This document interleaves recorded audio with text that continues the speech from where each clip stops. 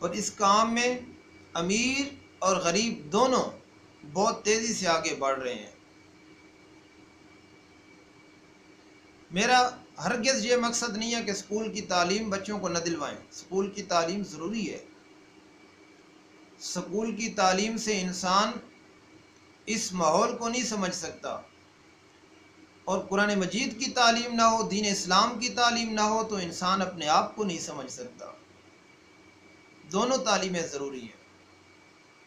مگر میں آپ کے ضمیر پر ایک سوال چھوڑنا چاہتا ہوں کہ اس ساری ایکٹیویٹی سے بچے نے کیا حاصل کیا؟ بچہ تو کہے گا کہ میرا دین بھی وہی ہے، میرا اسلام بھی وہی ہے، میرا ایمان بھی وہی ہے، قرآن بھی وہی ہے، قبلہ کعبہ بھی میرا وہی ہے، کیونکہ ان کے والدین نے اس طرف بچے کی توجہ نہیں دلوائی۔ بچہ تو کہے گا ساری تعلیم جو ہے وہ یہی ہے، اس کے علاوہ تعلیم ہے بھی نہیں۔